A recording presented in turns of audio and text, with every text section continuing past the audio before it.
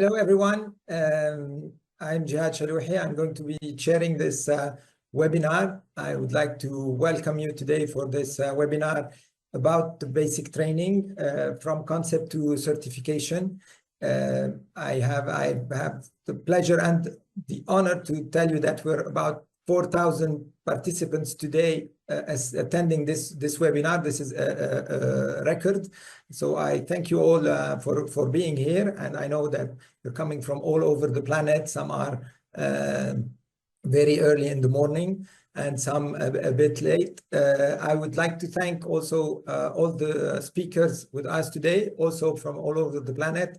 Dr. Roman Korowan, 5 o'clock in the morning in the US. Divya Singh and Professor Suresh Seshadri from India in the afternoon. Shabnam Bobdiwala and myself in France and UK. So here we're around noon. Welcome to this webinar. Before I start, I would like to thank the ISUOG office for supporting us, for doing all the logistics and for bringing so many people to this event. We're honored and very happy. And I thank specifically and especially Elizabeth Sandman and Amrita Shahal, who were like the wings beneath beneath our wings, and they supported us till now. Also, Be There Global are always with us in these webinars. I thank them already. We'll go through this webinar all over the basic training. I won't tell you a lot about this content. We can't cover the whole thing, but we'll give you like small ideas and small advice for you. Hopefully this will get you to know more basic training and will get you to register and do this course. Our mission, we know, is to do this basic training all over the planet so everyone can do a correct ultrasound. I won't talk anymore. I welcome you again, and I hope you benefit from this event. And I will start with the first presentation about the brief history of basic training, so you know what we have been through till now. Hello and welcome again to this free webinar on ISUOG basic training. The number of participants is impressive and I'm very happy to present the next presentation. I am Jihad Shalouhi. I'm the chair of ISUOG Basic Training Subcommittee. I'm a fetal medicine and fetal surgery expert working in Paris in Hôpital Necker Enfants Malades, and I'm the co-founder of Sphere Centers in France. I'm supposed to give you a brief history of ISUOG's basic training in 15 minutes, so bear with me because we've done so much. It's difficult to put them in 15 minutes, but I will do my best. As you know, ISUOG is a growing society and we have plenty of members all over the planet, and I'm sure from the recording till ICU will have much more members. We are known also for our white journal, Ultrasound in Obstetrics and Gynecology. And today I would like to welcome you in ISUOG Basic Training. ISUOG Basic Training is a program that was designed to tackle the problem of unavailability or low quality and varied curricula in the world today. So the program content therefore focuses on standardizing a basic approach to obstetrical and gynecological ultrasound, using a systematic approach to make sure that the best standard of care can be offered. So basic training aims to ensure that all scan providers are competent and that all women receive a high standard of gynecological and obstetrical care, which is the vision and the mission of ISUOG. This course has started with as an ID from these great 5 women that you probably know. It was first conceived by Professor Anne Tabor, Dr. Reem Aburistom, Professor Katia Bilardo, Dr. Tisha Cohen Overbeek, and Dr. Trish Shadley, who started to design this course. Without them, this course would not have started, but we have to take into account plenty of volunteers. We have to also acknowledge their work and their efforts, because thanks to them, we have designed, elaborated, and delivered this basic training program. Without them, BT would not have been possible. So we thank them all. This course is composed of 30 lectures and 2 videos. We go with the approach of the 20+2, which is 20 planes and 2 overviews that you can see on the table on the right. And we have a standardized approach to scanning, either the 6-step approach or the 20+2 for biometry, anatomy scan, and also for normal gynecological exam. In this basic training, we will teach you each of these planes, of the 20 planes. We will teach you how to find them, what to see in them, how to move from one plane to another. And you will have lectures covering normal anatomy and comparing the structures and showing you normal and versus abnormal. We do not require that the trainees go with a diagnosis, but we require them, or we want to teach them to identify what is normal so they can know that when it's abnormal and refer them.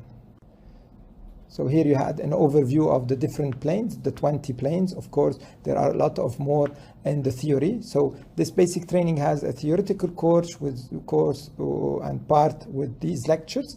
But of course, there is something that is also inherent to this course, which is the practical part. So we have the theoretical part, which you saw, and the practical part. To support this theoretical part, we have also elaborated, thanks to Dr. Abu Hamad, Rabia Shawi, Philip Janti, and Dario Palladini, a book that is open ultrasound that you can reach, also that you can download and benefit from it. And we always do tell this for our attendees. So this ISUOG basic training has a 4-step model, which consists of a theoretical training, which I told you about, hands-on training, practical learning and experience, and at the end, we will have some assessment and certification. So once we elaborated this course was a full program, and as faculty, we were delivering it in different languages in different countries, and this is how it all started. Then at some point, we said we cannot be there all the time to deliver this program. Let us give it to some institution. So we've done the Run a Basic Training program, which is also available for you. You can run this basic training program. You organize it with your institution, with your own faculty. Of course, there are some conditions and you can find them on the website. And at the end, during the course, you will get all the resources you need, all the administrative support from the office, from the faculty, from anything you need. And at the end, you can have an assessment and receive an ISUOG certificate if you pass the assessment at the end, if your attendees pass the assessment at the end. And here are some pictures of lectures or courses that have been done. And this is some of the courses that we've done in 2024, Run ABTs that were done on their own by their own faculty. And we have small numbers, bigger numbers, and great numbers, as you can see here. This is one of the courses that was done in Hacettepe University in Ankara with more than 400. We get impressive numbers for courses, and sometimes much more than this. But the number is not important. What our aim is mainly education and basic training. Now, once we have this course validated, it was concentrated in a couple of days, so it was all dense and people could not do this at their own pace. So we adapted it and we created the basic training online program, which you can also see at the end of the webinar. I will talk about it more in details, but this is something that you can do online. So it's an online self-study version. We launched it in 2023, and 4 months after it was launched, it reached 95 countries, and we're aiming to reach every corner of the world. So let me just show you in this video what it is about. Welcome to the ISUOG Basic Training e-learning program. This program comprises of 30 lessons that form the theoretical curriculum of ISUOG's state-of-the-art basic training program, designed to introduce trainees to essential topics in obstetrics and gynecological ultrasonography. Basic Training's vision is to educate ultrasound scan providers across the globe to use ultrasound in obstetrics and gynecology competently, independently, and effectively in order to improve outcomes in women's health. This multimedia training program will help you understand the concepts behind the creation and optimization of ultrasound images, how to use ultrasound to assess and manage pregnancies across gestation with special attention to the mid-trimester scan, and how to distinguish between normal and abnormal ultrasound appearances of anatomy throughout obstetrics and gynecology. After successful completion of the 30 lessons, you will be eligible for the Basic Training Assessment Certificate of Completion.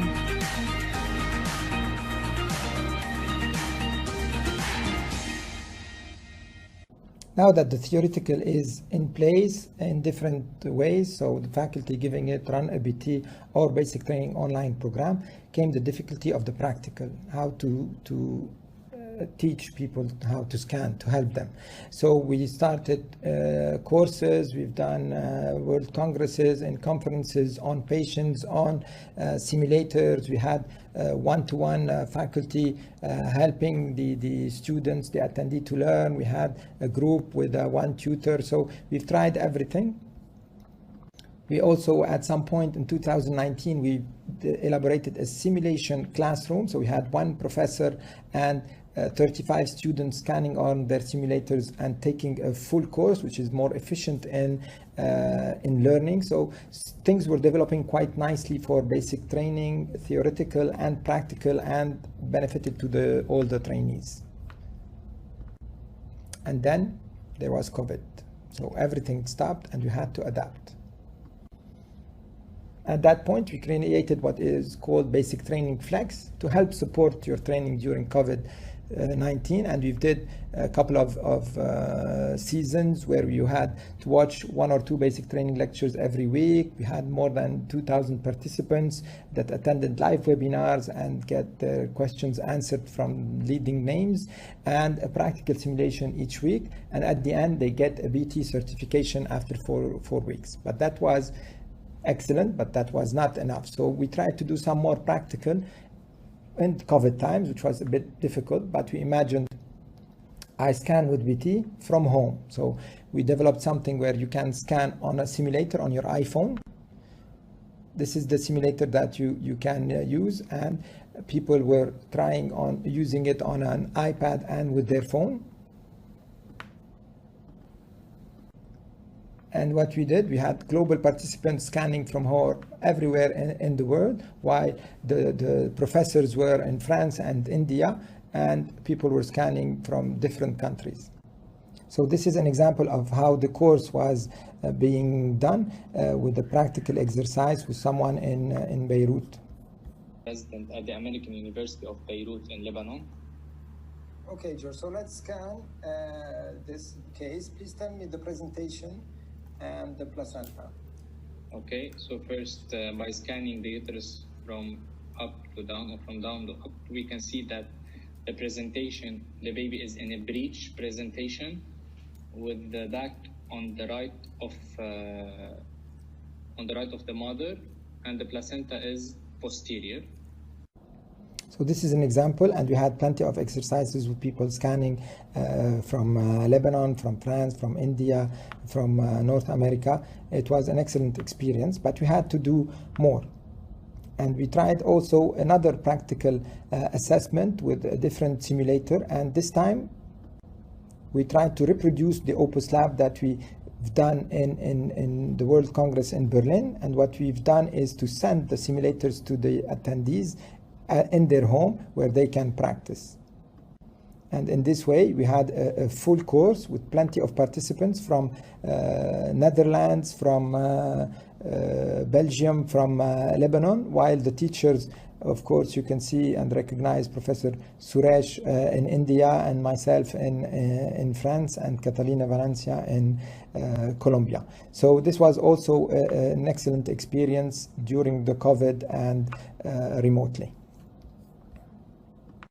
As you can see, progress is made in this 4-step model. We have the theoretical in different ways. We have the hands-on training on patients and simulation, and we had to work on the practical learning and experience. So this was more longitudinal in time, so we had to imagine how to make it work.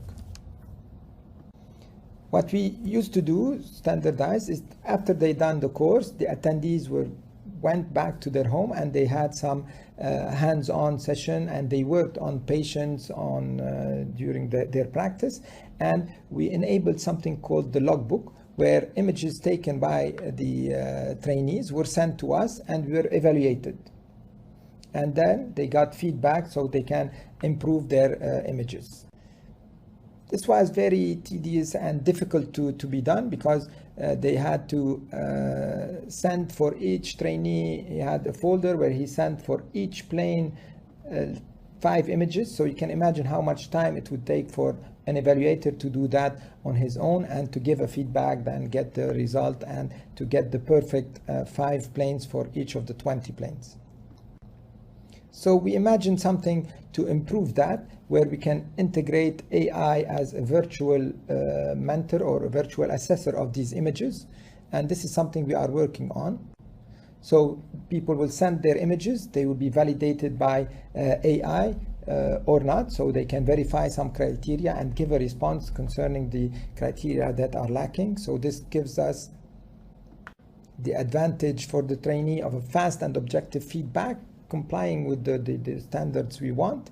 For ISUOG BT faculty, he doesn't have to look for each person for 100 images every time. So feedback is scaled for something bigger than what one person can do. And for the future, it can also be integrated in the practical assessment, and maybe at some point in remote practical assessment. And once you've done all this, you arrive to the assessment. So you've done your theoretical course, you trained your practice, you improved your practice, either on patient or simulation, you validated your logbook, and now you want an assessment. So this assessment is first for the theoretical part, and this is like a MCQ or something you can do on the basic training online program. But for the practical part, you have to be in person for now.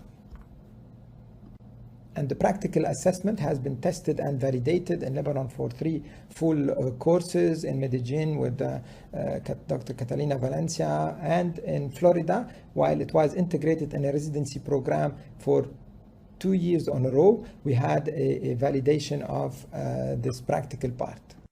In this practical assessment, we had 2 scores. One is the objective structured assessment of ultrasound skills, where the skills and competence are evaluated, not just the images. So how you handle your probe, how you optimize your image, is your examination systematic. And then, of course, you had to get the planes that are required, and this is something that we validated to have like a practical assessment that is validated, and the attendees can pass that and get the certification.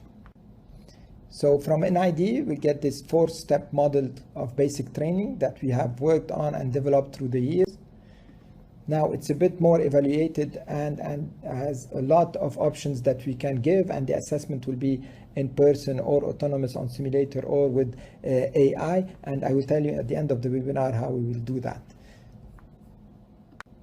Before I finish, I would thank every person in this picture. They are the members of the basic training subcommittee, the past members of the basic training subcommittee or task force, who have contributed to elaborate, design, deliver this course. We thank everyone, each and every one of them. Without them, we would have never done all of this. Of course, we thank the office also that has always been behind this subcommittee to push it to develop more things and go further and do this webinar also. Thank you for your attention, and I'll see you in a minute. It's me again. So welcome to those who just joined us. I tell you again that we're more than 44,000 people just looking at this webinar. So this was a small overview of what we've done in basic training in 15 minutes.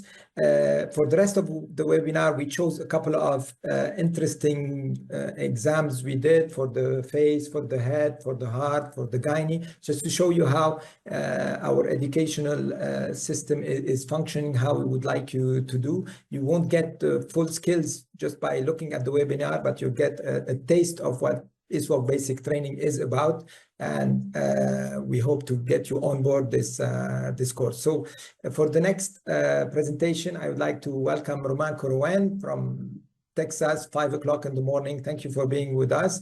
We've worked together in Paris before he moved to Texas. He has a PhD. He's in fetal medicine. He's a member of the basic training subcommittee now, and we're doing a lot of work on ultrasound education and simulation. So thank you, Roman, for being with us, and the floor is yours. Hi everybody, my name is Roman Korowen. I'm an MFM specialist, and today we will be reviewing how to scan a fetal head. The first part will be theoretical, and during the second part, Dr. Suresh will perform a live demonstration. The objective of this lecture is to describe how to examine the head. I will describe how to obtain the 3 planes required to assess the head and the 3 planes required to assess the face. The 20+2 plane is a methodology of the ISUOG to standardize the measurement and the way of obtaining the image to examine the fetus, the amniotic fluid, and the placenta. Today, I will only focus on plane 4, 5, 6 to evaluate the fetal head and planes 18, 19, 20 to evaluate the face. To examine the head, the first plane is a transventricular plane, which is the most cephalic plane. This plane is very important because it gives you important information about the skulls, the falx, the cavum of the septum pellucidum, and the lateral ventricles. From this plane, you can detect anomalies such as anencephaly, encephalocele, holoprosencephaly, and ventriculomegaly. Some millimeters down, parallel to the transventricular plane, you find the transthalamic plane, which is the plane that we use to measure the head. Also, some millimeters down, and after rotating the probe towards the posterior fossa, we find the transcerebellar plane, where you can see the anatomy of the posterior fossa, the cerebellum, and the vermis. In this plane, you can detect posterior fossa cyst, megacisterna magna, hygroma, and scalp edema. Let me now explain you how to obtain these planes. The technique is the same if the fetus is in cephalic or podalic position. First, we need to obtain a longitudinal view of the spine, and then we move the probe towards the neck and the cranium, and we rotate the probe 90 degrees to obtain the transventricular plane. Once we obtain the transventricular plane, we can slide down to the transthalamic plane and rotate again through the posterior fossa to obtain the transcerebellar plane. In this video, you can see the things in real time. You start from the sagittal section of the baby, where you see the cervical spine. You move through the occiput, and you rotate the probe 90 degrees and move a little forward to find the head. You will obtain the transventricular plane and the transthalamic plane. Then you rotate the probe towards the occiput for the transcerebellar plane. It takes about 3 to 4 seconds to get all this. I will now describe what we can see in each of these 3 planes. First, in the transventricular plane, we can evaluate the integrity of the skulls. One quick look going around the skulls confirms that it appears intact. We can evaluate the bone density. The skull bone is usually expected to be quite bright, but more importantly, if you look at the near field, you will find it's quite easy, whereas the far field is very clear. If you don't see the near field, it's a good thing because it tells you the bone is well mineralized. You can see the midline falx, which should be interrupted by the cavum septum pellucidum and seen as an equal sign in the lateral portion. You can see the occipital horn of the lower lateral ventricle. The near lateral ventricle is almost always impossible to see because it's behind the skulls. And finally, you can see the frontal horn of both lateral ventricles seen as the 2 black spots in front. Using this plane, you can measure the lateral ventricle, and it's very important to do this measurement in the correct plane to avoid potential error in the measurement. If it looks abnormal or your measurement is abnormal, you should refer the patient because that means there is something wrong happening in the brain. You need a symmetrical axial view with an optimal zoom. The 2 hemispheres must be exactly equal with the midline in the middle. You should measure the atrium at the level of the glomus of the choroid plexus in front of the parieto-occipital sulcus. The caliper are placed touching the inner edge of the ventricular walls, and if the measurement is more than 10 millimeters, you should refer the patient. Now comes the transthalamic plane. In this plane, you can evaluate the midline folks, a little bit of the cavum of the septum pellucidum, the two thalami separated by the folks, the hippocampal gyri on both sides, and the lateral sulcus. In this plane, you can also measure the head biometry. The important thing is to identify the midline folks and place your calipers in a way that your perimeter diameter and the occipital frontal diameters are perpendicular to the folks. The cerebellum should not be visualized in this plane, and it's very important because if you see the cerebellum, that means that you have angled your probe too far downwards and you won't get correct measurement. Finally, the transcerebellar plane, a few millimeters down the transthalamic plane, and after a little rotation through the posterior fossa, you can see the cerebellum completely. There is some fluid around. This is the cisterna magna. It is also important that you see the midline folks, the frontal horn of both lateral ventricle, and the cavum of the septum pellucidum. You have to visualize the cavum of the septum pellucidum and the cerebellum together to ensure that you are taking the cerebellum in the correct plane. The thalami are also seen, and the cisterna magna is seen behind the cerebellum. In this plane, you can also measure the transcerebellar diameters and the cisterna magna. Measure from the vermis to the inner edge of the occipital bones. Now to examine the face. ISUOG recommends that the examination includes the visualization of orbits, upper lip, and if technically feasible, the sagittal profile. To obtain the coronal section of the face, you start from the transventricular plane and you slide down. When you see their orbits and the cerebellum, you rotate the probe between 45 and 70 degrees, and you will obtain the coronal section of the face. Here you can see an example. First, the transventricular plane, then you slide down toward orbit and cerebellum, then you rotate to obtain the coronal plane with the visualization of nasal tips, and lips.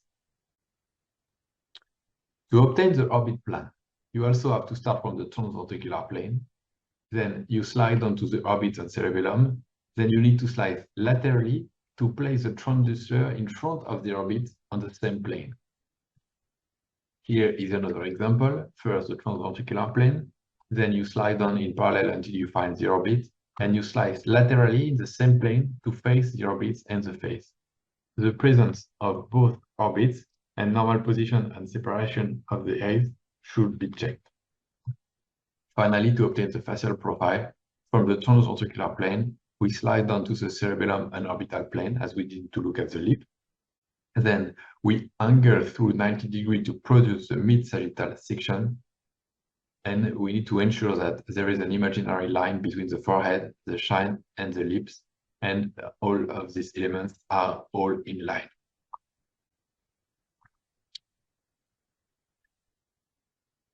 So from the transventricular plane, we slide down to the cerebellum and orbital plane, and we angle through 90 degrees to produce the mid-sagittal section. Thank you very much for your attention, and let's see now how we can obtain this plane in real condition. Thank you.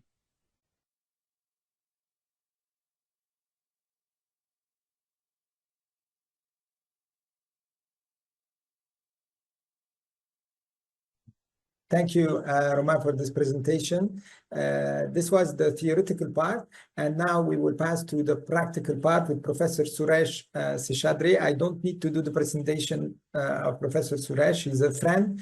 He's a trustee for ISUOG. He has been one of the founders and most active member of ISUOG basic training. The basic training courses he has done were the most impressive ones, and I think he has in his CV like educating more than, I don't know, like half the planet in ultrasound. He has a mission, and I always thank him for all the energy he's putting into all that. He has done a lot also in practical ultrasound education, be it on real patients and on simulators. So he will try now to show us how to do the part of the face and the brain in basic training. The floor is yours, Suresh.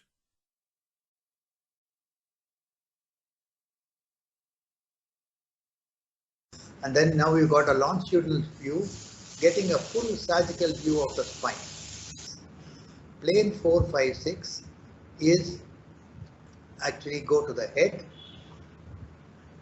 and go up to the head,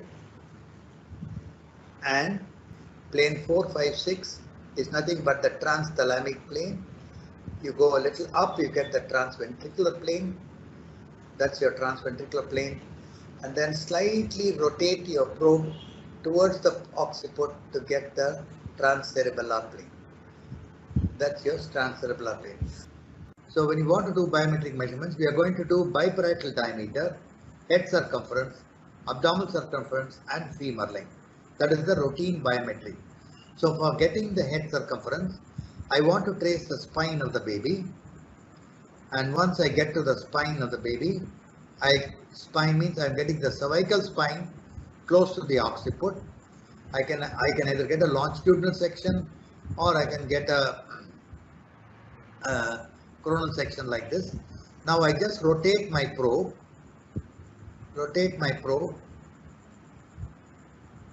90 degrees and keep going upwards till I reach the head, and there I am looking at the transthalamic plane. You can see the two thalami, which is brought out very well. Can you freeze the image? Now I can measure the biparietal diameter and head circumference at this level. So for this I need to zoom the image. I am going to do the outer to inner measurement, making sure that I am exactly perpendicular to the fox. I got the measurement there. Then I will go and measure the head circumference or the occipitofrontal diameter. So that's my occipitofrontal diameter. In this I measure outer to outer along the fox cerebri. Okay, measure the occipitofrontal diameter and the head circumference is automatically calculated. I can also use the ellipse to get the head circumference. Okay, when I do the head circumference, I start off from the occipitofrontal, and once I get here, so I'll go that, and then I'll adjust it such that it is fitting the head. So I measure the head circumference. So two methods of measuring head circumference, either the BPD OFD method or the ellipse method. I think this is important. So here, just for you to understand where we have placed the probe on the fetus. So that's your biparietal diameter, and we have moved the probe so that we get the transthalamic plane. One additional biometry, one is the transcerebellar diameter. The beam is angulated slightly towards the occiput. As she is angulating slightly towards the occiput, you can see the cerebellum coming up. The zooming is extremely important for all biometric measurements. I'm going to get the outermost to the outermost bicerebellar diameter. The last thing now we'd like to show you is the lateral ventricle measurement. Let's go to the transventricular plane. This is the transventricular plane. So now I can see the lateral ventricle. So I'm going to take a measurement. I'm going to use the inner to inner measurement of the lateral ventricle at the level of the glomus of the choroid plexus. And at this point, you will also see the pareto-occipital feature there. The biometric measurements. So we have completed. So this is how the transcerebellar plane is rotating, and you go upwards with the beam to show you the transventricular plane, and now you are in the transthalamic plane. Next is we need to go to the last three planes, 18, 19, 20. For this, what we will do, we will go straight to the head, plane number 4. So once you have plane number 4, we go to plane 18, rotate the probe, okay, and slide it down the other way, slide it to the opposite way. There, you are now getting the, go little bit more, slide it to get the, Need to get the orbits first. Okay, slide it. There, you can see the orbit. Then further, slide further to get the nose and mouth. You have to dip the probe a little bit to get that. Yeah. So that is the mouth, upper lip, lower lip, and the nostrils. Okay. So that is plane 18. This is plane 18. Upper lip, lower lip, and nose. Then you go to move up to get the orbits. So we are in this plane now. So you can move little backward so that I can see the orbits. So as you are going to orbit, there you can see the orbits now. So as the beam is hitting the orbits, you can dip it a little bit. Both orbits are seen beautifully now, right? Then what we do is go to the mid-sagittal view by rotating your probe 90 degrees from here and bringing it to the front of the baby and coming in front, and then angulate it so that you get a mid-sagittal view of the face. So what you did, you went from the coronal view, it took a 90-degree turn, and you got a beautiful mid-sagittal view of the face showing the nose, that's the maxilla, and the mandible, and so maxilla and mandible which is there. Thank you, Professor Suraj, for this demonstration. As I already told you in basic training, we're working on practical training also. We have done a lot of work on real patients, but a lot on simulators, as you saw in this video. This is a demo of the examination of the face and the head on a simulator where you can see the probe and the plane and the orientation of the beam, the ultrasound beam. So this is quite very rich in educational material, and I always thank Professor Suraj for doing these videos that I would like to integrate in the educational material that you get when you do the basic training online program. We will pass now to the next presentation with Dr. Divya Singh, who is also one of the most active members of the basic training committee. She has never been a part officially of the basic training committee, but has done more work than all of us. She is an active member of ISUOG. She's the chair of the CME subcommittee and is also very active in the outreach committee. Divya, we thank you for everything you're doing for ISUOG and ultrasound education and in the basic training also subcommittee. You will present for us now the examination of the heart on a real patient and on simulator to illustrate how we can train you. The floor is yours. Greetings of the day, everyone. Let's get started with examining the fetal heart. Now, when we have to move from one place to another, we first need to know where we are based and also where we plan to go so that we can decide the shortest possible route using our navigation system. Similarly, when we are to assess the fetal heart, we need to first understand the fetal presentation, that is the part of the fetus overlying the maternal pelvic inlet, and the fetal lie, which is the relationship of the long axis of the fetus with the long axis of the uterus, so that we can scan the heart in order to determine the situs and assess the 4 cardiac planes of the 20+2 plane approach. Common fetal presentations are the vertex or cephalic and breech presentation, whereas fetal lie can be longitudinal, transverse, or oblique. In order to assess the fetal presentation, the probe is placed in the transverse manner in the suprapubic region, as you see here. And in this fetus, what you appreciate in the ultrasound image is the fetal bladder, which indicates that this fetus is in a breech presentation with the sacrum overlying the maternal pelvic inlet. In order to orient yourself with the rest of the fetus, what I will do is then move my probe cranially, again in this transverse plane. As you see in this video, I'm moving my probe cranially towards the maternal head, just sliding it so that now I see that the spine is situated posteriorly at 6 o'clock position. And when I rotate my probe anti-clockwise, I get this longitudinal section of the fetus with the spine directed posteriorly, the head up, and the sacrum overlying the pelvic inlet. So now I understand that this baby is in a breech presentation and in a longitudinal lie. Now, in order to determine the laterality of fetal situs, what I need to know is the position of fetal head and spine. And I already know from the previous clip that this baby is in a breech presentation with its spine at 6 o'clock position, that is directed posteriorly towards the maternal spine.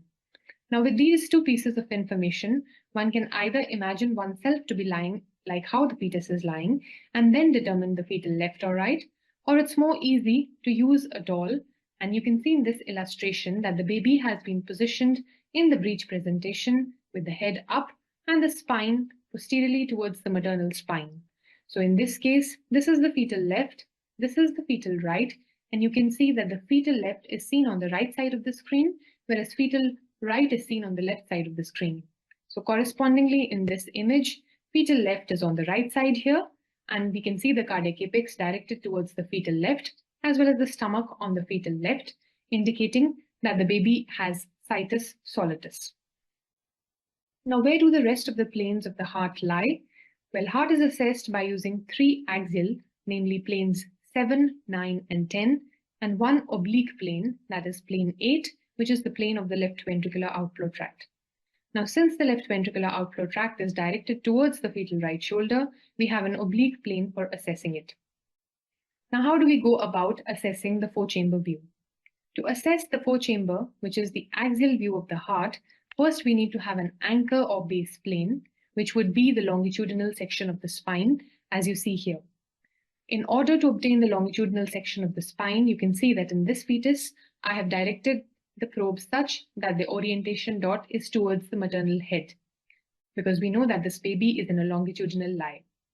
Now, in order to obtain the 4-chamber view, first we take the probe in a longitudinal plane towards the level of the heart, and then we rotate the probe 90-degree anti-clockwise, as you see here. I'll rotate the probe 90-degree anti-clockwise in order to obtain an axial section of the chest at the level of the 4-chamber. And this is how the 4-chamber view looks like real time. It's an axial view of the heart. The cardiac apex is directed towards the left. We see the 4 cardiac chambers, and we see the homogeneously echogenic lungs on either side. Now, what are the relevant anatomy or landmarks that we need to assess in order to say that a 4-chamber view is normal? First, as I pointed out earlier, this plane 7 or 4-chamber view is used to assess or look for fetal laterality and determine fetal situs along with the plane of the upper abdomen, which is plane 11. Normally, the cardiac apex and the stomach should be towards fetal left if the baby has situs soletis. As you can see in this image, heart normally occupies 1/3 of the chest. Majority of the heart lies in the left chest, which can be determined by drawing this simple line, which is antero-posterior from the sternum to the spine, bisecting the chest into 2 equal halves. And you can see that the bulk of the heart lies to the left of this line. The cardiac apex, as I pointed out earlier, points towards the left normally. Another measurement that we can take here is the measurement of the cardiac axis, which is determined by first having this antero-posterior line from the sternum to the spine, and then drawing a second line intersecting it. And this second line, as you see here, goes through the cardiac apex, the interventricular septum, and the septum primum. And the angle that we see in between these 2 lines is the cardiac axis, which is normally 45 degrees plus minus 20 degrees. Cardiac axis can be altered in case of outflow tract anomalies of the heart, and that is why an abnormal cardiac axis is a red flag. Also, cardiac axis can be affected if there is some abnormality in the adjacent lungs. When we look at the heart in the 4-chamber view, we not only see the still image, but we also look at the heart real time, and so it's important to ensure that it is beating regularly. The 4 chambers that we assess in this view include the left atrium, which is the most posterior chamber of the heart. As you can see, it is closest to the spine, and it is the chamber in which the pulmonary veins drain. In the 4-chamber view, you can see twigs of at least 2 pulmonary veins draining into the left atrium. The left atrium is connected adjacent to the right atrium by the foramen ovale. This thin linear strand or septum that you see separating the right atrium from the left atrium is the septum primum. So through the foramen ovale, the right and the left atrium communicate, and the blood is directed from the ductus venosus to the right atrium into the left atrium through this foramen. Now, right atrium communicates with the right ventricle across the tricuspid valve, whereas the left atrium communicates with the left ventricle across the mitral valve. What we appreciate here is this normal offset between the tricuspid and the mitral valves, and what this implies is that the tricuspid valve is normally slightly more apically situated as compared to the mitral valve. Also, the right ventricle, which is the most anterior chamber of the heart and is situated beneath the sternum, has this band of muscular tissue at its apex, which is known as the moderator band and is the signature for identifying the right ventricle. On the other hand, the left atrium has relatively smooth inner walls and is devoid of this moderator band. It is the left ventricle which forms the cardiac apex. The two ventricles, as you see here, are separated by this interventricular septum, and the interventricular septum, the tricuspid valve, the mitral valve, and the septum primum join in the center of the heart to form what is known as the crux of the heart.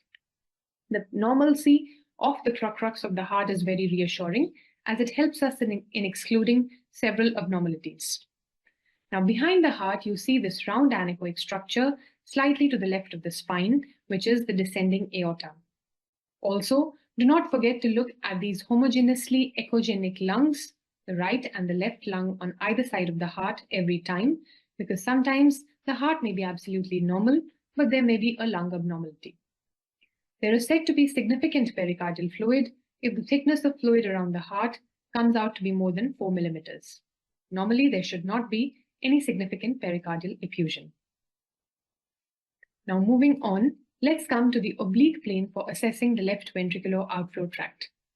Now, to obtain the LVOT, or to assess the left ventricular outflow tract, first we will have our base or foundation plane, that is plane 7, or the 4-chamber view of the heart. And from here, we will rotate our probe towards the fetal right shoulder, as you will see in this clip.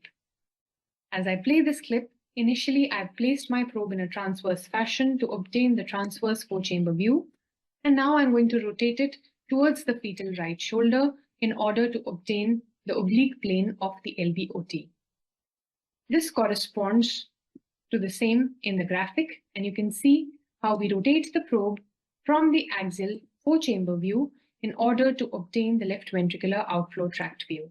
So initially, we have an axial position or transverse position to obtain the 4-chamber view, and then we rotate the probe towards the fetal right shoulder here so that we can get the LVOT view, because the left ventricular outflow tract and the aorta go towards the fetal right shoulder. Correspondingly, on the ultrasound screen, initially you will see an image of plane 7, as you see here, and then you will see the left ventricular outflow tract once you rotate the probe. What is the anatomy of the left ventricular outflow tract view? Well, in the center of the view would be the left ventricle, as you see here. And what we look for here is the continuity between the interventricular septum and the anterior wall of the ascending aorta, which is known as the septo-aortic continuity. Posteriorly, the mitral valve leaflet is continuous with the posterior wall of the ascending aorta. The interventricular septum separates the left ventricle from the right ventricle, and the posterior mitral aortic continuity separates the left ventricle from the left atrium. Any discontinuity in this septo-aortic line would be suggestive of a subaortic ventricular septal defect. Coming to the other two axial views of the heart, the RVOT, or the right ventricular outflow tract, and the 3-vessel trachea view. Again, the base or the foundation planes to obtain these two anchor planes is first the 4-chamber view of the heart, from where we will simply slide our probe towards the baby's head to get plane 9, or the RVOT view, and then slide it more cranially to get plane 10, which is the 3-vessel trachea view. Now, this is the probe movement that you do from the 4-chamber view. You simply slide your probe up, as I'm sliding it now, to first get the RVOT view, and then slide it further up towards the fetal head, as you see me doing, again in the transverse plane, to get the 3-vessel trachea view. And this is how it looks in the animation, where first you get the 4-chamber, then the RVOT, and then the 3-vessel trachea view by simple sliding movements of the probe towards the fetal head. On the screen, what you see when you look First, you see the 4-chamber view or the plane 7, and as you start moving cranially, you see the aorta emerging from the left ventricle. So you appreciate the crossover of the aorta. You see this aorta emerging from the left ventricle here, and once it goes towards the right shoulder, you can see the right ventricular outflow tract emerging anteriorly from the right ventricle and crossing over to give you the right ventricular outflow tract view. So this would be the pulmonary artery, which is the vessel to the most left and is the largest in size, followed by the aorta and then the superior vena cava, which are remembered by the mnemonic PAS, P-A-S. One can identify the pulmonary artery by the fact that it bifurcates into the right and left branches, as you see here. The relevant anatomy of the right ventricular outflow tract shows you the outflow tract emerging from the right ventricle, and this thin leaflet is that of the pulmonary valve.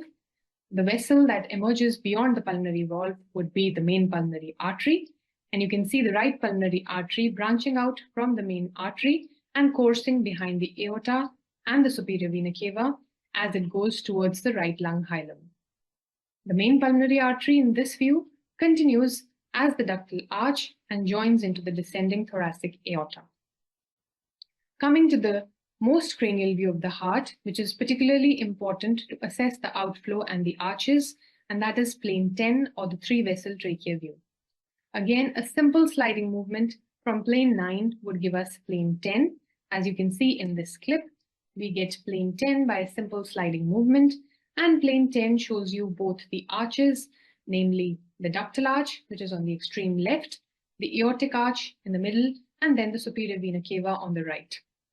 Both the arches are situated to the left of the trachea, and this black dot that we see here is the trachea. 3-vessel trachea view is a very good view and obtained quite easily to assess the outflows and the 2 arches. Seeing the relevant anatomy of this plane, one can appreciate the pulmonary artery continuing as the ductal arch, the ascending aorta continuing as the aortic arch, and both of them join the descending aorta. This round structure in the center is the trachea, and we can appreciate both the arches joining to form a V to the left of the trachea normally. The 3rd vessel to the extreme right, and usually of the smallest caliber, is the superior vena cava. Also, one can appreciate the upper lobes of both the lungs as relatively homogeneous echogenic structures on either side. Another important structure which can be seen in this plane is this relatively hypoechoic structure anterior to the great vessels and behind the sternum, that is the thymus. So this is a good plane to assess the thymus when we are suspecting thymic hyperplasia or aplasia, as in 22q11 microdeletion. This is another image showing you this 3-vessel trachea view, illustrating the relevant anatomy. Thank you, Divya, for this presentation and for concentrating this all this educational material in 15 minutes. We really appreciate how we can manage to demonstrate this technique for heart examination on simulators and also train you on real patients. So we've done like a small overview of obstetrical ultrasound and how we can examine and teach this this part of the basic training. The second part of the basic training concerns the gynae exam, and I'm honored to welcome Dr.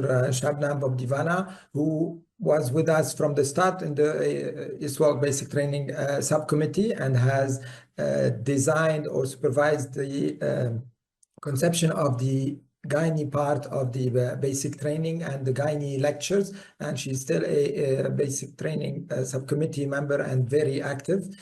She's working in the Imperial College in London, and the next presentation will be about gynae and early pregnancy in basic training. Thank you, Shabs, for being with us and for the presentation. Hi everyone, and thank you so much to the committee for the invitation to speak to you today at this basic training webinar on specifically the gynecology and early pregnancy component of basic ultrasound training, which I've been quite heavily involved in, and it's been a real passion of mine over the last few years. So the gynecology component of the basic training lectures are essentially 7 main lectures, and we walk through, starting off with really the fundamental basics of gynecological ultrasound, and then we break up the gynecological tract into separate entities and look at them individually, so such as the cervix, endometrium, myometrium, and then finally the ovaries and adnexae. We also look at typical ultrasound appearances of the most common pathologies in the adnexae, but it was very intentional that when we were assessing pathology, we didn't make anything too advanced or complicated, because this is meant to be a basic training ultrasound program after all, and we didn't want to move beyond that. We do hope that there'll be intermediate and advanced ultrasound training programs with ISUOG in the future, but this is very much focusing on the basics. Because of that, we also have a very specific lecture looking at writing the gynecological ultrasound report, because we argue that being able to write an accurate report that isn't misinterpreted by the reader is as important, if not more so, than performing a competent ultrasound examination. So there's a specific lecture on that. And then early pregnancy is very much within the domain of gynecology, but I put the lecture of assessing normal pregnancy between 4 and 10 weeks in brackets, just because if you look at our lecture schedule, it goes slightly higher, so it fits in nicely the obstetric lectures, which then also after that look at the pregnancy from 10-week onwards. I thought one of the most interesting ways to maybe summarise some of the key messages within those 7 lectures was to do question stops that you can get involved in. So we'll start off with our first one. What do you think are the benefits of a transabdominal versus a transvaginal approach to the gynecology ultrasound scan? And we're looking at 4 main domains of resolution, frequency, overview, and views of the abdomen. And I hope you felt that performing a transvaginal ultrasound scan certainly gives you much better resolution and better frequency, but a transabdominal ultrasound scan has the benefits of giving you a broader overview, particularly with views of the abdomen, which you lack when performing a transvaginal scan. Also important to state that image quality is very important here, and in terms of optimizing your image, ideally your bladder should be full for a TA scan and empty for a TV scan.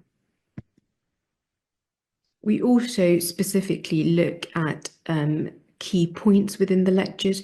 So one of them is orientation. And if you're looking at your transvaginal probe, so most people will have a dot which they place their thumb on, and then that thumb aspect denotes the anterior portion of the scan that you're looking at, and then below it the posterior. And when we're in the sagittal plane, we tend to move our hand from side to side, up and down in the transverse plane, and then we often do slight rotational movements, which are often very small in both planes to try and optimize our image. But orientation is key in understanding where your thumb is, so at that 12 o'clock position in relation to your ultrasound scan. And just to say, people scan in different ways. Everything I'll be talking about is the way that I scan, which is with my probe view at the top of the screen rather than at the bottom. So one of the ways to demonstrate this, so where my thumb is, where that dot is, that denotes the anterior portion. So if we're looking at this, the uterus, so coming down from the cervix, the endometrium lining here, and we've got the fundus up here. If this is anterior, then our bladder will be here and our bowel will be here. So this is demonstrating an anteverted uterus because our uterus is tilting towards the anterior portion of the abdomen, i.e. the bladder. In contrast to this, a retroverted uterus will flex away from the bladder, and actually the fundus will be pointing towards the posterior component of the abdomen, i.e. the bowel or the colon. And so what you'll see is a uterus that looks something like this when it's retroverted. So moving on to our next question stop, which is the correct way to measure the uterus, A or B?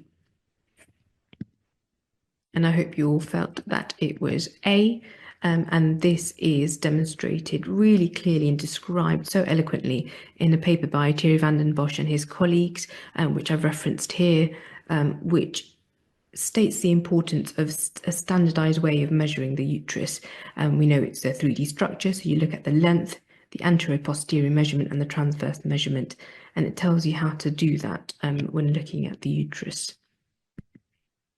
The other key point here is optimizing your image and making sure you're getting the correct sagittal and transverse views before you go on to start your measuring. So you can look here that the image is blurry, is certainly nowhere near the correct sagittal view that we should be obtaining compared to this as we move along.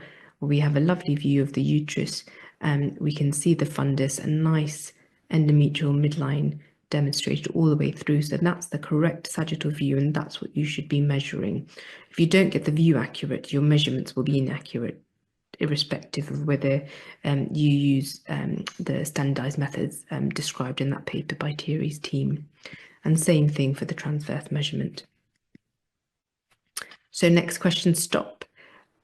Normal fallopian tubes, i.e. those that don't have any pathology, are usually visible on a transvaginal ultrasound scan. Is that true or false?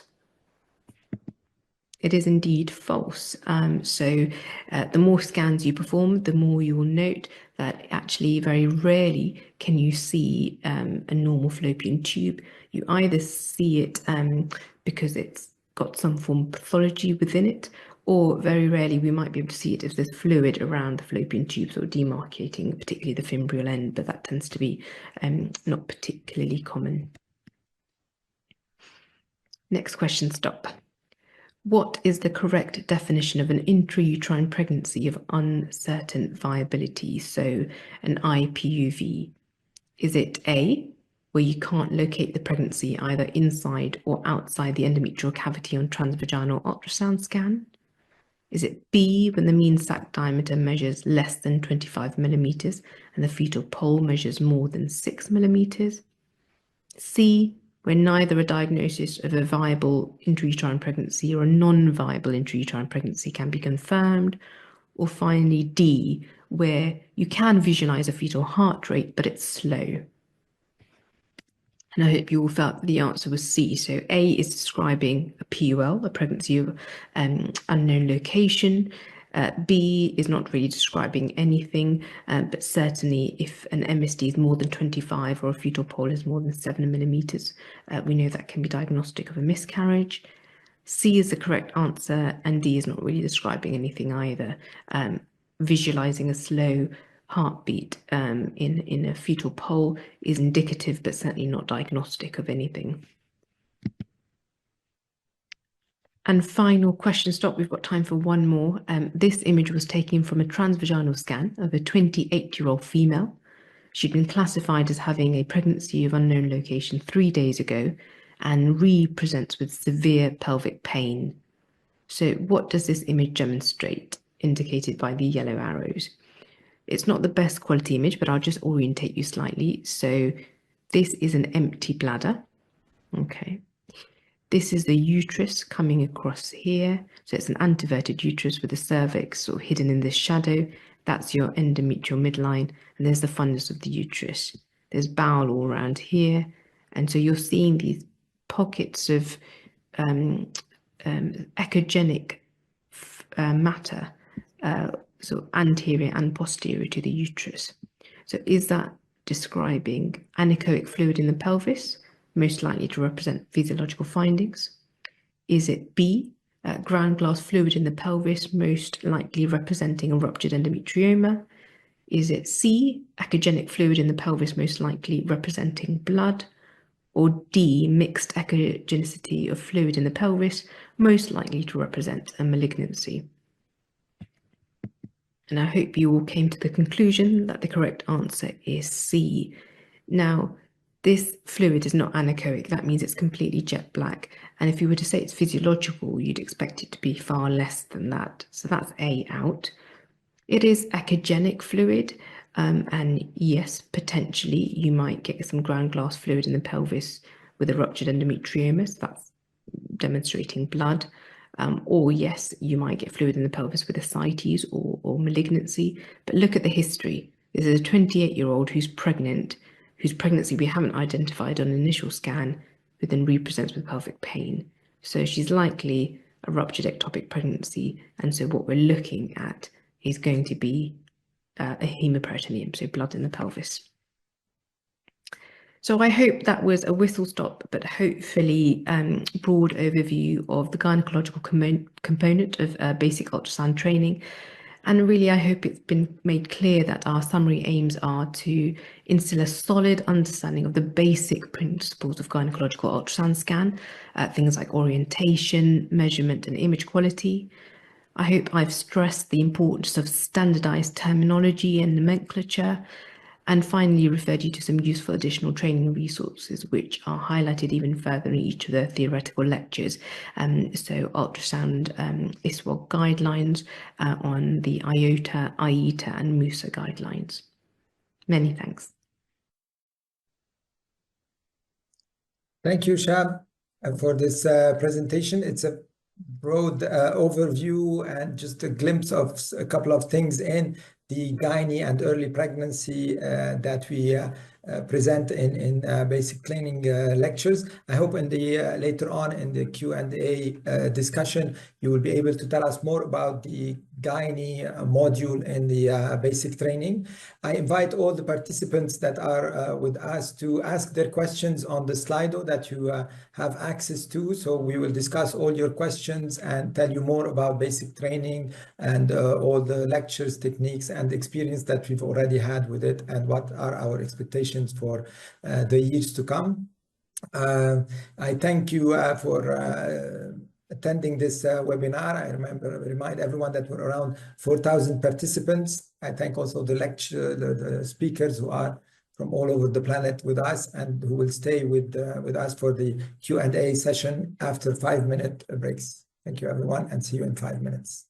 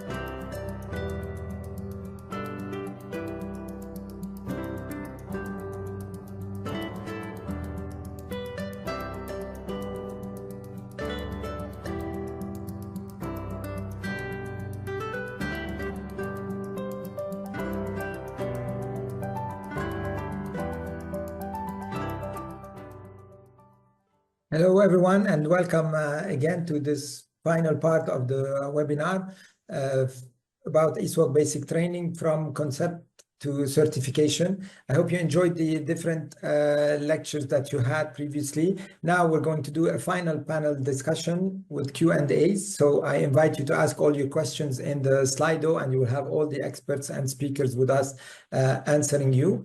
I would like to tell you also that this webinar is recorded and it will be available in the next 24 hours.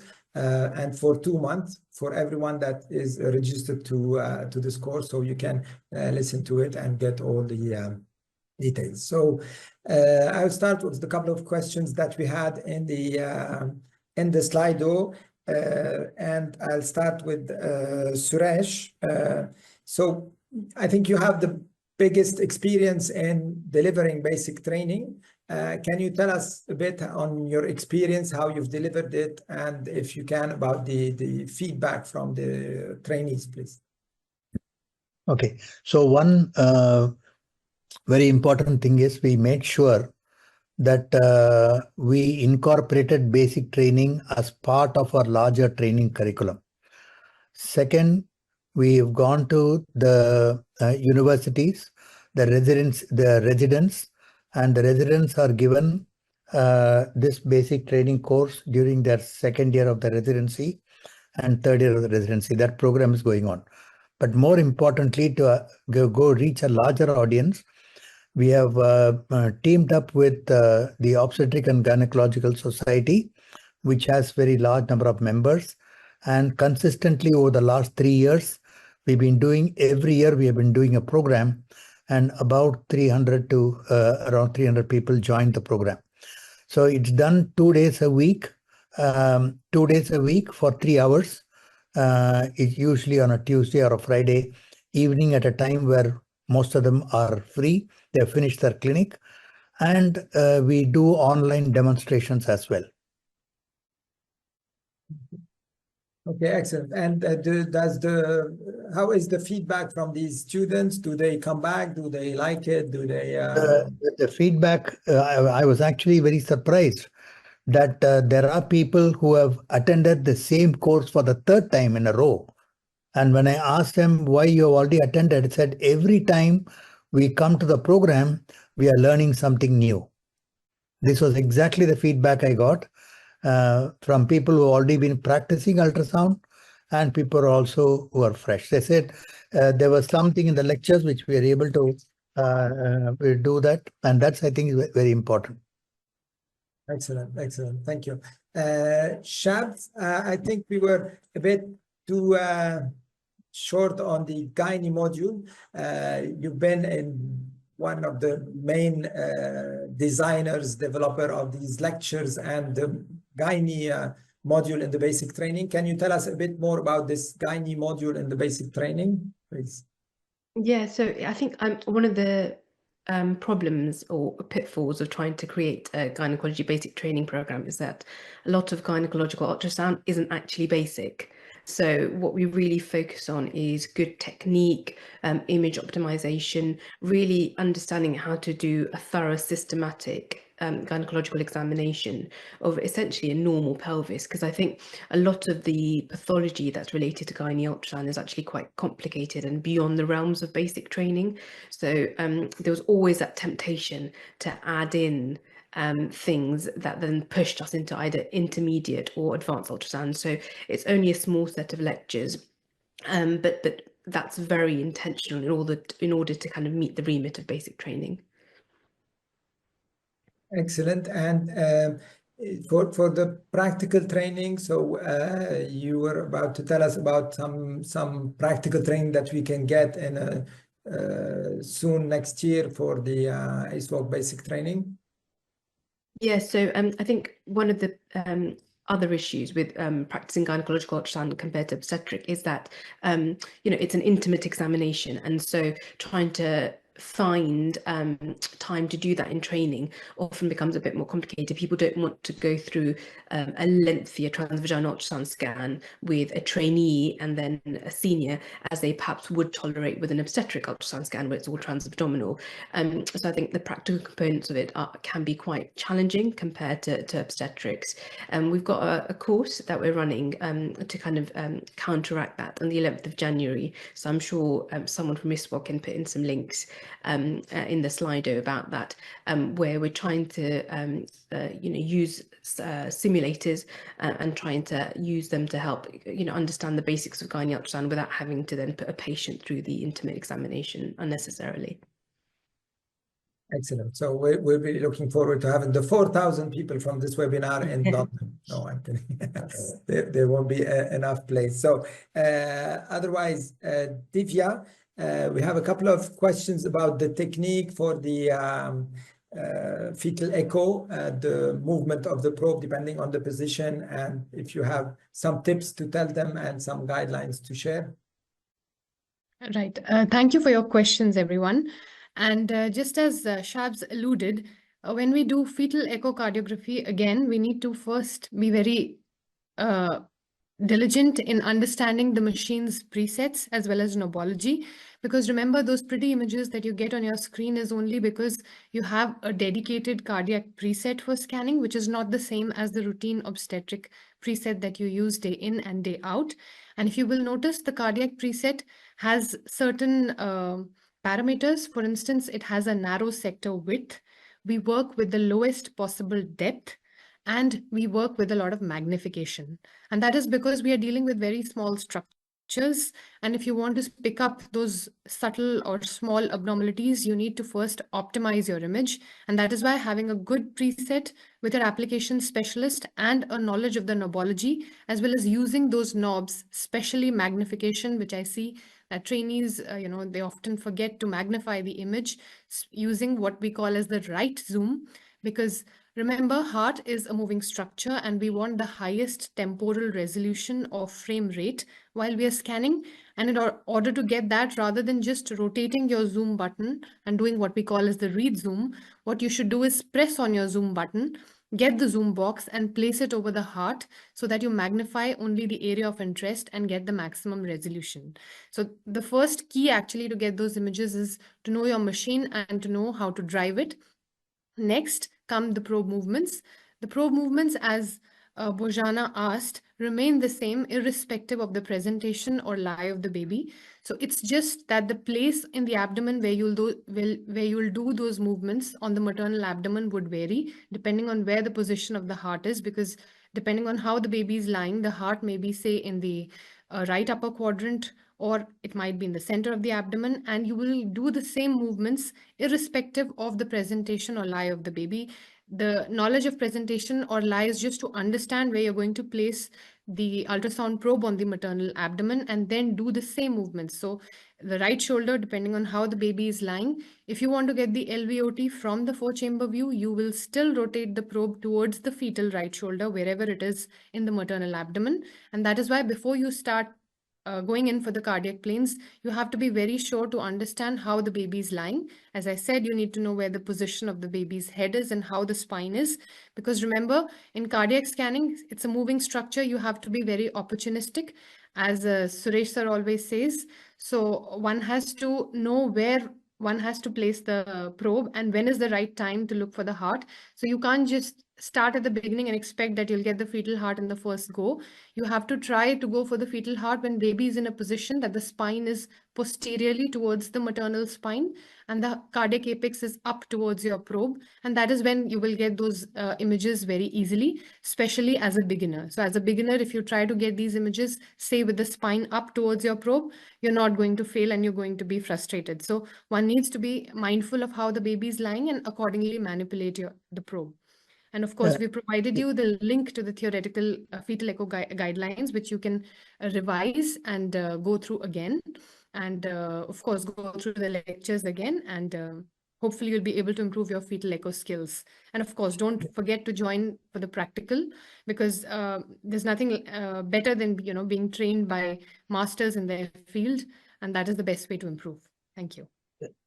Divya, on the same note, when you're doing when you're doing a target 20 plus 2 planes, do you always go from plane 1 to plane 20 in a sequence, or it is random, but ultimately you finish all the 20 planes? Because it depends on how the baby is lying down, isn't it? Yes, yes. So absolutely. The 20 plus 2 plane is just a checklist that you have, which you have to tick by the end of your exam. But it doesn't mean that you have to follow that checklist in the order 1 to 20. So if the baby is lying in a position, as I said, with the spine towards the maternal spine and it's looking up to you, then you won't go for plane of the spine.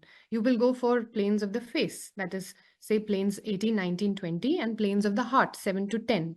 So that is what Sir says, be opportunistic. Understand how the baby is lying and try to work with the baby and not against it. And you will do well.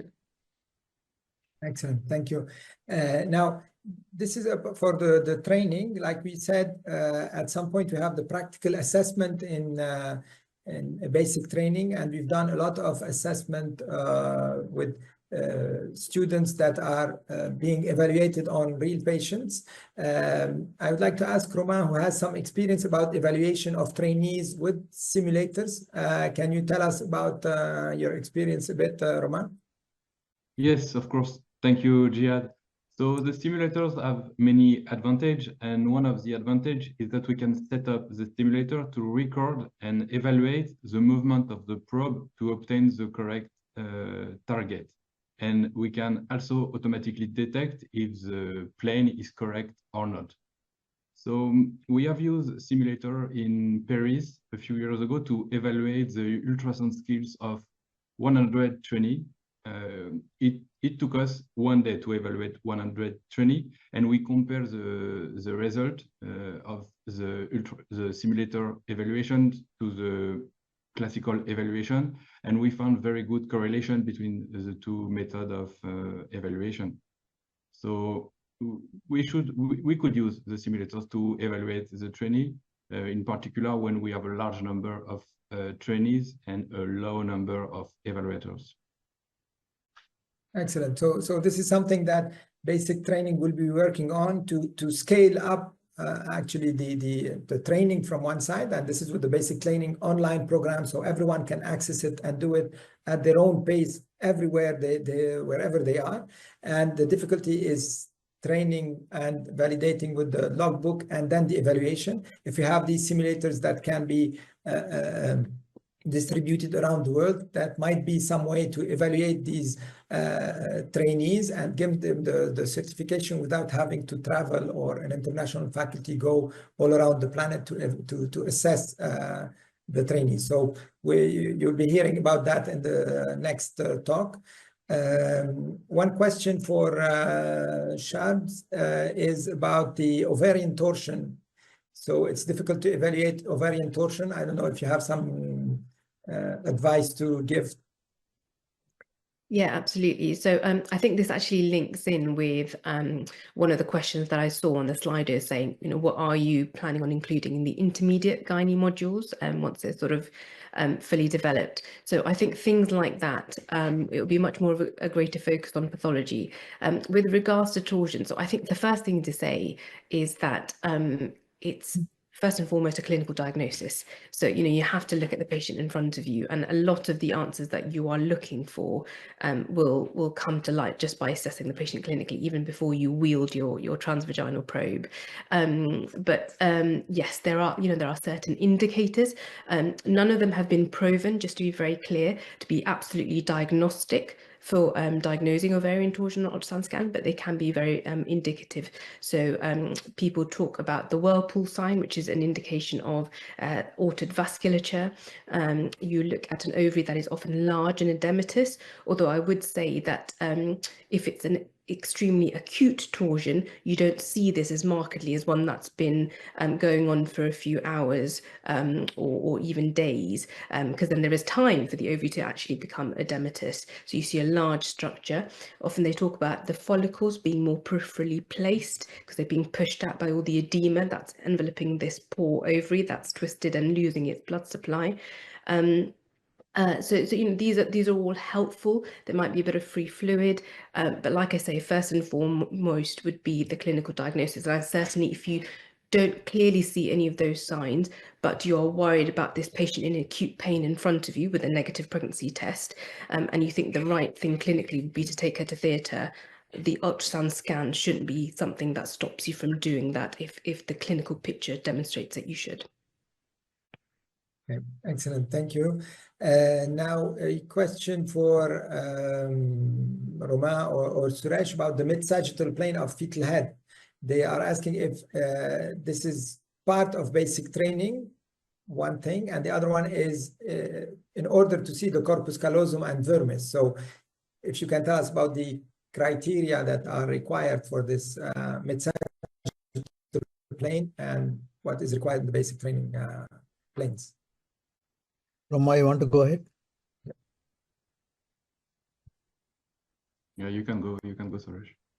Okay, so in the axial plane, we normally look for the cavum septum pellucidum. If there's a good cavum septum pellucidum, we believe the corpus callosum is well developed and it is present. In the basic training, that is what we do. The mid-sagittal plane of the head is actually an extended examination, extended neurosonogram. It's part of extended neurosonogram. So usually the mid-sagittal view, we do it for the face to get the profile view. But as part of basic training, we don't, it's not, the corpus callosum is not there. But if you can get it, you can see it. But please remember that that's not always easy to do. So your surrogate marker for corpus callosum is your cavum septum pellucidum. I'd like to say that the recommendation of basic training, we have the guidelines also that are available on the ISUOG website that you can download, and the basic training guidelines are being updated with Roma actually. These are global and international. You might have in some places some required planes for basic ultrasound that do not concord with what we're doing in ISUOG. These have to be adapted to local guidelines, of course, because, for example, in France, the corpus callosum can be something required in the exam, but in other places it might not be. So what we're giving is something global that is a recommendation from the ISUOG, but everyone should follow their local guidelines and their local recommendation for the planes and the exams, of course. And which brings us to one question also about the required images for heart exam, Divya. So they're asking if we should routinely assess the right ventricle outflow tract during a fetal heart evaluation. It's a part of basic training. So if you are following the 20+2 plane approach, as I told you, plane 9 is the plane to get the RVOT. And so it's recommended to get the RVOT view because that ensures that you've seen that the vessel which is coming out from the anterior ventricle, that is the pulmonary artery, is actually bifurcating. And that can help you in excluding transposition of great arteries. So it's a good idea to look for the RVOT and look for the vessel that's coming out from the anterior ventricle, whether it's bifurcating or not. It is a part of basic training. It has to be seen. Yeah. Excellent. One question also about the position of the baby. So what are the tips to evaluate the face when the fetus is in prone and breech position? I know that Suresh has an answer when we tell him we want to examine the heart with the spine anterior. What is the best tip? It's practically the same. What do you think about that, Suresh? No, the spine is anterior. Why would I try to struggle and see the fetal heart? Because a 20-week baby is always going to move. So ask the mother to take a walk, and by the time the spine will become posterior, and do it. Take the easy way out. That's the answer I love. So bring back the patient. It's no need to fight the baby. Is there? They're always. So one of the important things to remember is when a patient goes on the table, it is not necessary that you should complete the entire examination in one sitting. For us, it's achieving all the images we need to get and all the planes we need to get is more important than doing a second sitting. and that also is easy on the patient, because if you struggle and push the patient to the left, to the right, and give pressure on the probe, they become very uncomfortable.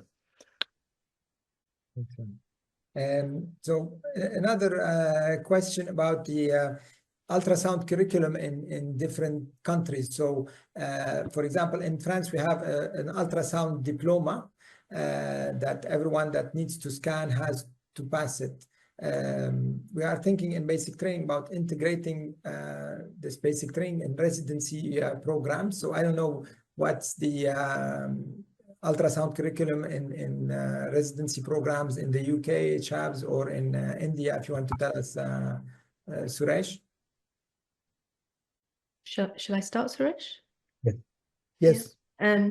Certainly in the UK, ultrasound is a core part of the training program in terms of basic ultrasound, but it's really basic, even more basic than the ISUOG program in terms of what you need to do, you know, like fetal lie and, you know, knowing how to do an AFI and very, very, very simple things like that. But there are intermediate modules that you can do depending on what advanced training you want to do. So there are intermediate early pregnancy modules, fetal medicine modules, gynecology modules, and that's all devised and structured with the ISUOG. But there's still ultrasound training is still always the most difficult part of training, because you need to practice on patients. You need to have that volume of workload. So I know that we are currently in talks with the ISUOG, collaborating with ISUOG to try and co-develop some ultrasound training, because there is certainly a need to improve it in the UK, despite all of the modules that already exist. I don't know what the program's like in India, Suresh. Yeah. In India, two things. You have to divide it into two parts. One is those who are undergoing radiology training, and those who are undergoing OBGYN training. And in the OBGYN, there is no structured program as such. Each department, supposing there's a very skilled person in that department, they are very enthusiastic about teaching. There are, when the skills are not there, okay, they do routine ultrasound. Then the postgraduates are posted for 15 days during that to go do that. They also have equipments in the labor ward. So as when they have the labor ward, they have some kind of hands-on practice. So this is what we are trying to change with introducing the BT program as part of the residency program. Regarding the radiology program, I'll ask Divya to tell about her experience in that. Thank you, sir. As far as radiology part of training is concerned, the post-graduation in India in radiology not only involves ultrasound, it involves exposure to other imaging modalities like CT scan, MRI, and so ultrasound is a small part of the entire radiology curriculum, and that too a niche branch like OBGYN ultrasound. It depends on where you do your residency from. There are certain areas where there's a lot of workload with regards to OBGYN ultrasound, whereas there are other centers where there is more impetus on CT and MR and not that much on ultrasound. So it depends on where you are based in the country, and that is how you get your OBGYN ultrasound exposure. But again, there is no set curriculum even in radiology training for OBGYN ultrasound. And as Shabs pointed out, the 30 lectures that we have in basic training, there are times when probably even during the entire radiology training, we're not exposed to that kind of curriculum. So even if you're a radiologist in India, going through the ISUOG basic training online program is a very good idea. I've done it personally, and so I'm recommending it from a personal point of view. It's a very good idea to get a strong foundation in OBGYN ultrasound. Excellent, thank you. And do you think that this basic training program is just for residents, for trainees, or do you have attendees that have different experience, or what are the profiles? A lot more people who are practicing attend the program rather than the postgraduates. So when you announce this also, the number of PGs who register, see, PGs will register only under direction of their superiors. They are controlled in their environment. And if they want to attend any program outside of their environment, they have to get permission from the department head. When we announce generally, a few people will be able to come and they'll be able to take time off for this. And they're also extremely overworked. Postgraduates in India are overworked beyond imagination, because you see hospitals with in government hospitals with 20,000 deliveries a year, and they are completely hard pressed for time. So that's the challenge. Otherwise, a large number of practitioners will participate in these meetings. Excellent. Just to say that this is something that's quite open, and it gives you also access to some training. Even when you're a trainee or a resident, it's very interesting. And even when you have some experience, it gets you back to the rules, to the practice rules, to safety rules. So it's important also to do that. One question about evaluating the placental position and abnormalities. We did not talk about that because this is one lecture also in the basic training. I don't know if Divya, Roma, you want to tell us about how do we evaluate placental position abnormalities? So it's good that we've generated some kind of interest. Examining the placenta is a part of the 6-step approach that is recommended by ISUOG. And I would urge you to Google the 6-step approach and try to go through the various steps. So the 3rd step is looking at the placenta, and what we do for assessing the placental position is place our probe in a longitudinal fashion with the probe orientation dot towards the maternal head. And then in that longitudinal manner, we scan from the cranial part of the mum, say from the fundus down to the lower uterine body, from right to left. So as we move from right to left in a longitudinal plane, we look for where the placenta is. And depending on the location, the placenta, we may find it to be on the right lateral wall, the anterior wall, posterior wall, or the left lateral wall. So that is how we look for the placental position in the 6-step approach. And accordingly, one has to be aware of the normal anatomy of the placenta before being able to understand certain placental abnormalities. And what is most important is to look for the relationship of the lower edge of the placenta with respect to the internal os, so as to exclude placenta previa, which is actually best done by a transvaginal approach. So I would encourage you to, again, try and go and have a look at the BT online program, and you'll get loads of information on placenta and its abnormalities. Excellent. Thank you, Divya. Any tips on optimizing scanning techniques in obese mothers? And specifically, they ask about the fetus in breech to evaluate neurosono. So any advice on this matter? Yes. Do an MRI. Roma would say do an MRI, but if you don't have an MRI, let's try to do with ultrasound. What do you think? Yeah, of course. I will offer an MRI. But if you just have an ultrasound, I think there are some tips that you can use. So first is to increase the gain. The second tips is to use lower frequency probe.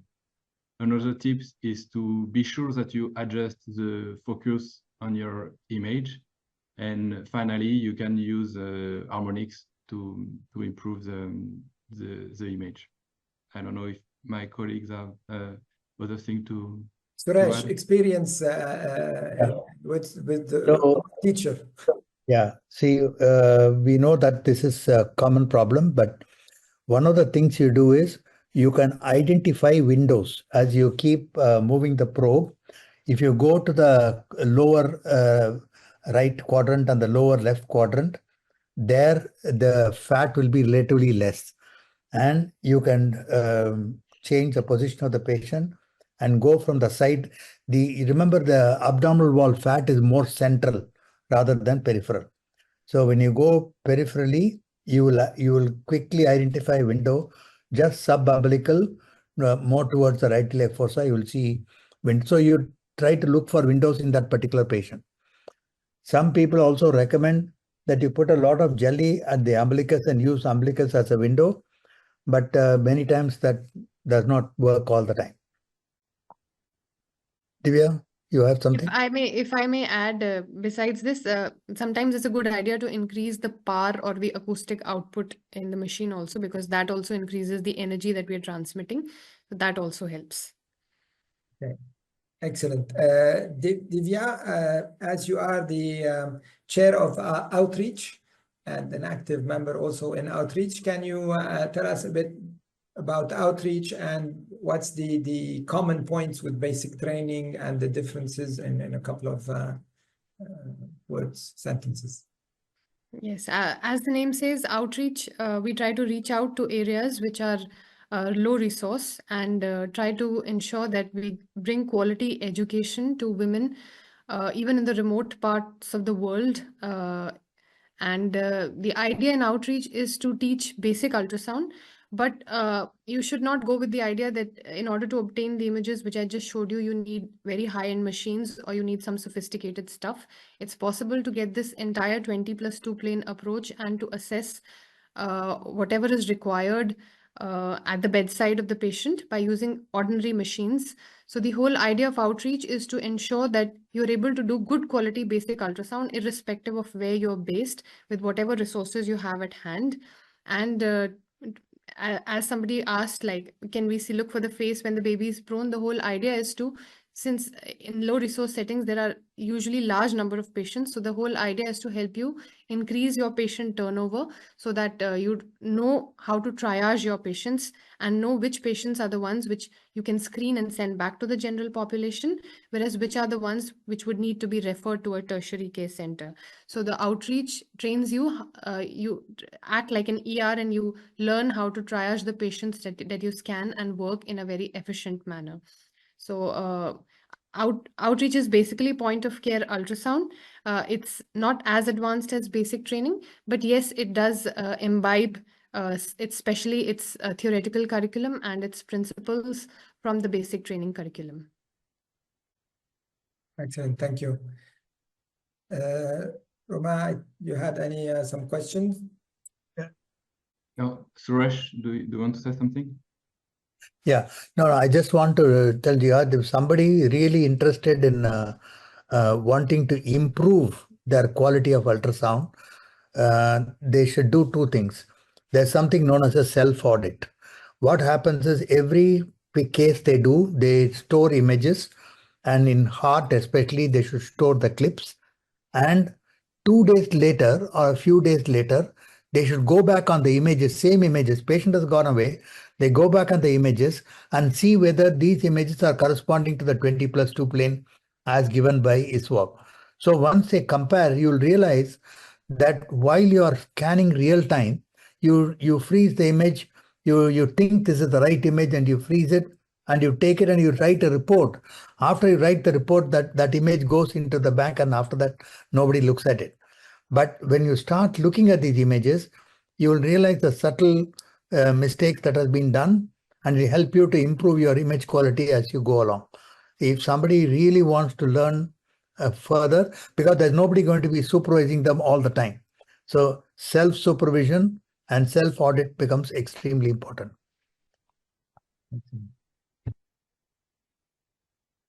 Roma? Okay, thanks, Suresh.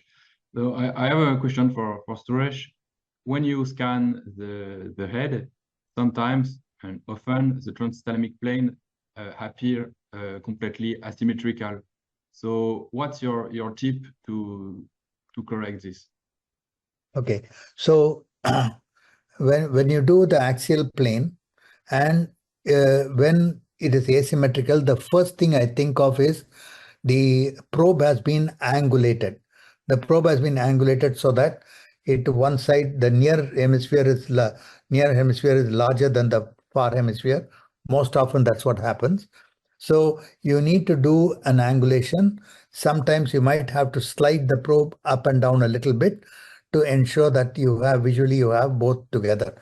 So whenever there's a asymmetry, the angulation and a slide forward, as long as you see the cavum septum pellucidum perfectly well, and the midline forks is horizontal with the cavum septum pellucidum, most of the time you will see the both hemispheres almost equal. Otherwise, little bit of angulation. Okay, thank you, Suresh. I have another question for Divya. So when you evaluate the heart and especially the 3 vessel planes, what is the normal direction of the blood flow in the 3 vessels, and how to evaluate? Yes, since we are dealing with basic training today, I did not allude to the color Doppler findings of the 3-vessel trachea view. But if you go through the fetal echocardiography guidelines, you will realize that, see, the arches, they come out from the heart and the blood flow goes towards the spine. So that is why whenever, irrespective of how the heart is positioned, the blood flow in the 2 arches, that is the ductal and the aortic arch, should go from anterior to posterior. So normally it should go from the sternum towards the spine. And of course, depending on how the baby is positioned, the color of the 2 arches can be blue.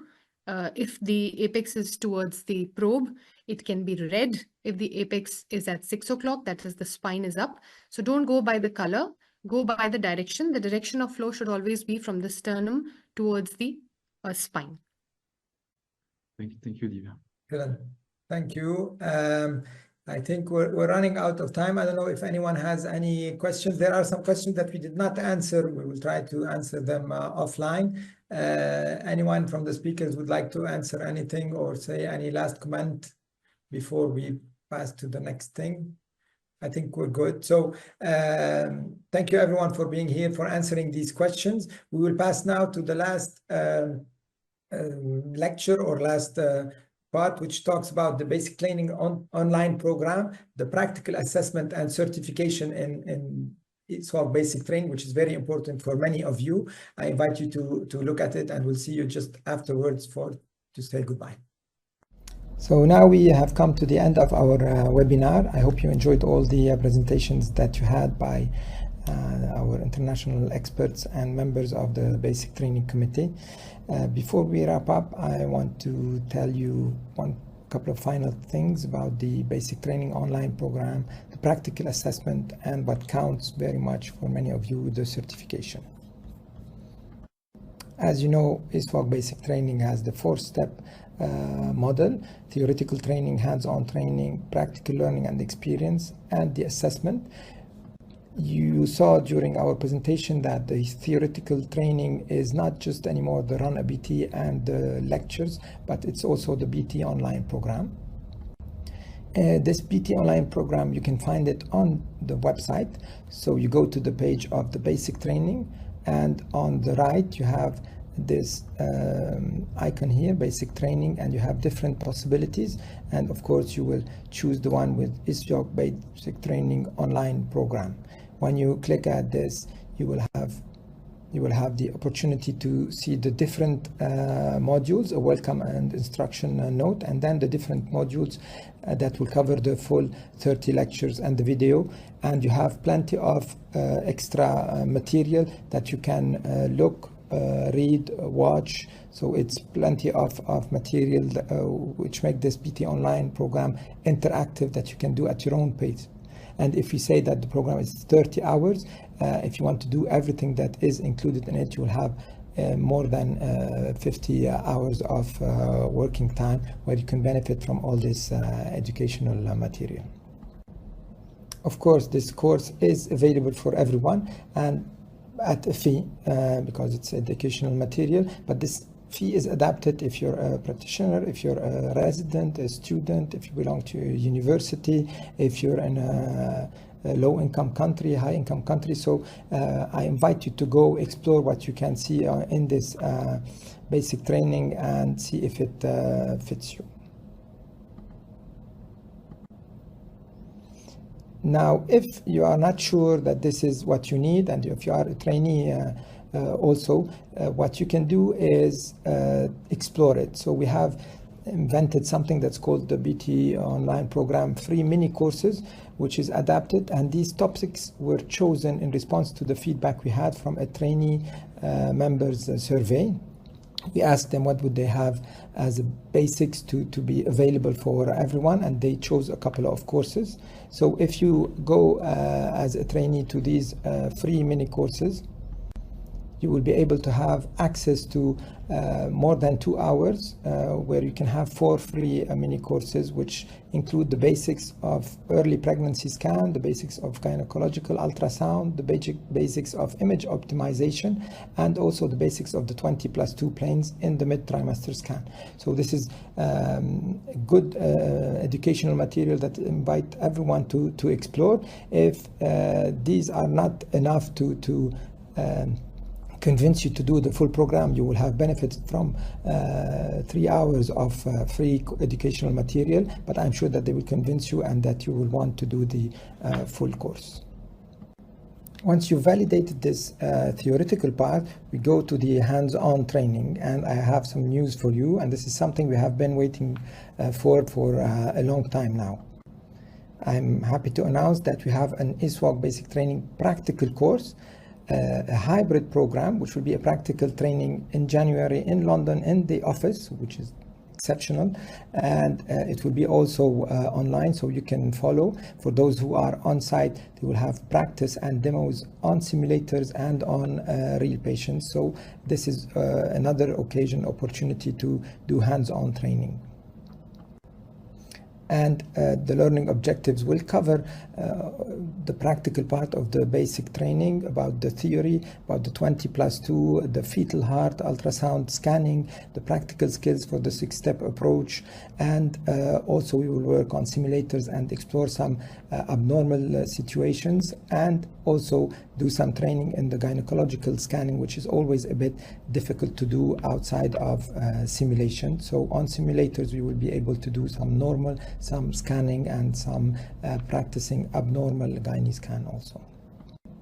For the logbook, we're not yet there, but it's under, we're working on it, and once finished you'll be able to access it, and you will be able to evaluate your images as you go in order to arrive to the assessment. Which brings us to the assessment and the certification, which we talked about briefly, but I want to detail that. So first there is the theoretical exam assessment, and then there's the practical assessment. For the theoretical assessment, so either if you're in a Rana BT or you do the lectures, you can do this assessment on site. Otherwise, if you're doing the basic training online program, once you finish this modules and finish the course, you will be able to access revision and then do the basic training final assessment, which is 50 questions, MCQ questions that are interactive on a 60-minute basis, and they are taken from a bank of questions, so you don't have the same exam always, and you will get 3 attempts in order to pass, and in order to pass you have to get 70% of right scores. Of course, once you finalize and you succeed this theoretical assessment, you'll get a certificate of achievement and get also the CME credits.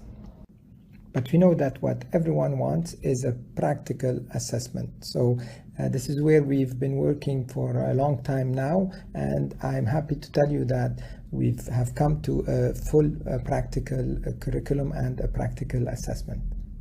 This practical curriculum has been tested and validated several times. In Lebanon, we tested a couple of times in 2017, 18, 19, then in Medellin in 2022, 2023. And last year and this year, we validated the basic training practical course and theoretical course in a 4-year residency program with Dr. Reem Abu Rustum. And at the end, we validated also the practical assessment. And this new practical test was developed and then validated with a new committee, the subcommittee that we have, the Validation and Accreditation Subcommittee, chaired by Professor Nikos Vraknis. And this practical assessment has been proof tested in Medellin recently and Chennai. So now we're ready for you. We're ready to test you and do your practical assessment and give you a practical assessment. I'll show you how it was done in a couple of places. This is the Florida experience, first one in 2023, where you have a residency program with an evaluation. On the upper right, you see remote evaluation, while the student, the attendee, is trying to scan a patient, and you have Suresh watching the exam on video and correcting her and scoring her. And on the video running below on the right, you see the test on a simulator where the student is scanning on the simulator and filmed, while Catarina Valencia in Colombia is assessing, and myself in France assessing this student who is passing her exam in Florida. We almost did the same thing the year after in 2024, and these new 4 residents were evaluated also. There were remote evaluation on patients, as you can see on the right upper image. So the same thing, the student scanning a patient on a real machine, and someone scoring remotely, and someone scoring also on site to compare. What we added this time is an autonomous evaluation on an optical simulator. So this simulator suggested gave a volume to the students and told him to get one of the planes, and the student had to get the best plane he can have. And then we passed from one plane to the other, from presentation, amniotic fluid, everything that is required in this kind of certification and assessment. This also, you can find this experience in integrating the basic training program in a residency program as an article that was recently been published by Rima Buristum and the collaborators. And also some good news to tell you is that this practical course that we're running in London on the 11th of January will have on Saturday the first part with this, which is the practice on simulators and on patients, with demos on simulators and on patient in obstetrical scanning and gynae scanning. And if everything goes right, the people who would have achieved their theoretical course and certification will have a practical assessment on site also in ISUOG's office on the Sunday, the 12th of January. And you will be the first, among the first, to get the practical assessment of ISUOG basic training course. And we're happy to be able now to offer you this. As you can see, this ISUOG basic training has evolved from a concept to certification in the theoretical part and in the practical part. Before I finish, I would like first to thank the participants and the speakers in this webinar. Thank you, Shabs, Roma, Professor Suresh, Divya, and I'd like to thank also the office for their support, especially Amrita and Rob, who were always with us and with the basic training subcommittee, and also Elizabeth Sandman, the education delivery officer. Sorry, I couldn't find a picture for you, but thank you very much for everything that you did. We also need to thank everyone in the basic training subcommittee, going from the founders with their the first concept to the past members of the basic training task force and the actual members of the basic training subcommittee who are involved in this image. Thank you, everyone. Without your contribution, we would have never been able to do this course and be able to educate and transmit this science to everyone around the world. I would like to welcome everyone of you into ISUOG basic training. Hopefully this webinar will convince you to do the basic training online program and then the practical assessment. Looking forward to seeing you. And thank you for staying till the end. Hope to see you soon. So we've come to the end of this webinar. Thank you for the 4,000 people that were with us along these 2 hours. Thank you for the speakers and the office also for this support. Thank you for being there, Global, that always guides us and helps us with these webinars. Looking forward to seeing you all in the ISUOG basic training and the practical session in London on the 11th of January or in the World Congress. Thank you, everyone, and see you soon. Thank you. Thank you. Okay, we've made it.